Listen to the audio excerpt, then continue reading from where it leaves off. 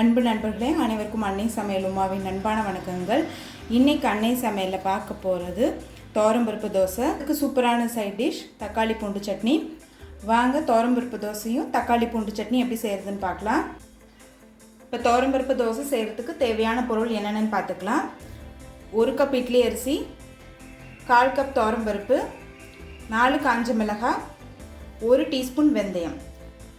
இப்போ இது எல்லாத்தையுமே 4 மணி நேரம் ஊற வச்சு மிக்சியில் கிரைண்டரில் தேவையான அளவு தண்ணி சேர்த்து நைஸாக அரைச்சிக்கலாம்.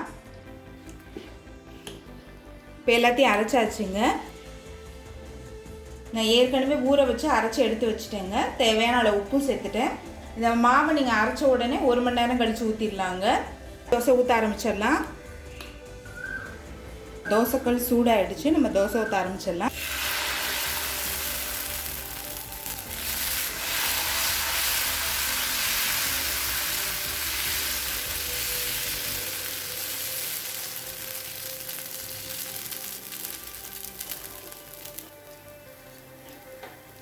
தேவையான அளவு எண்ணெய்,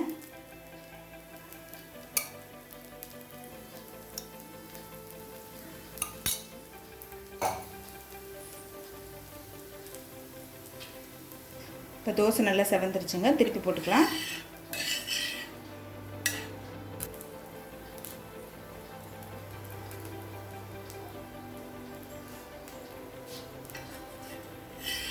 இப்போ துவரம்பருப்பு தோசை ரெடி ஆகிடுச்சுங்க. சர்வ் பண்ணிடலாம். எவ்வளோ கிறிஸ்பியாக வந்திருக்கு.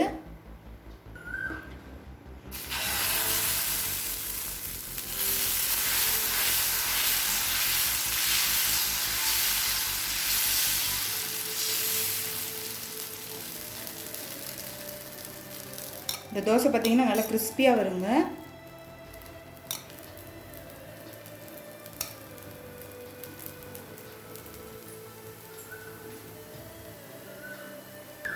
இப்போ தோசை ஒரு சைடு வெந்துருச்சுங்க. திருப்பி போட்டுக்கலாம்.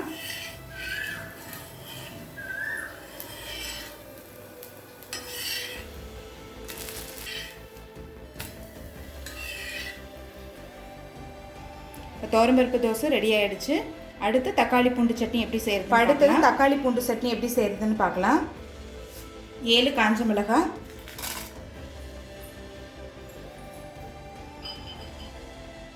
10 பல் பூண்டு,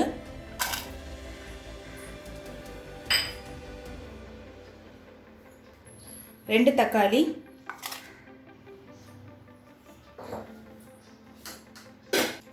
தேவையான அளவு உப்பு. இப்போ இது எல்லாத்தையும் மிக்சியில் நைஸாக அரைச்சிக்கலாங்க.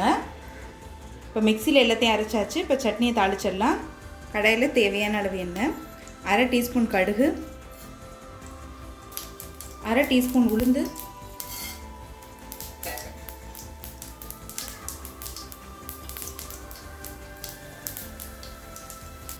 கொஞ்சம் கருவேப்பிலை. இப்போ மிக்சியில் அரைச்சி சட்னி இதில் சேர்த்துக்கலாம். இது கூடவே கொஞ்சமாக தண்ணி சேர்த்துக்கலாங்க. இப்போ நல்லா பச்சை வாசனை போக வதக்கிக்கலாம். சரி,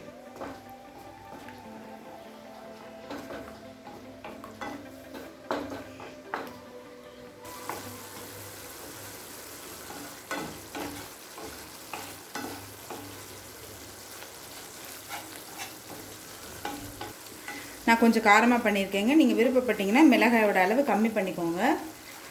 5 நிமிஷம் கழித்து பாருங்கள், நல்லா திக்காகிடுச்சு. எண்ணெய் நல்லா பிரிஞ்சு வந்துடுச்சு. இப்போ தக்காளி பூண்டு சட்னி ரெடி ஆகிடுச்சு. நம்ம துவரம்பருப்பு தோசை கூட சர்வ் பண்ணிடலாம். இப்போ சுவையான துவரம்பருப்பு தோசை ரெடி ஆகிடுச்சுங்க. அதுக்கு சூப்பரான சைட் டிஷ் தக்காளி பூண்டு சட்னி ரெடி ஆகிடுச்சு. ரெசிபியை ட்ரை பண்ணி பாருங்கள். கண்டிப்பாக உங்களுக்கே பிடிக்கும். ரெசிபி பிடிச்சிருந்ததுன்னா வீடியோவை லைக் பண்ணுங்கள், கமெண்ட் பண்ணுங்கள், ஷேர் பண்ணுங்கள். இது வரைக்கும் அன்னை சமையல் சேனலில் சப்ஸ்கிரைப் பண்ணலன்னா சப்ஸ்கிரைப் பண்ணுங்கள். தேங்க்யூ.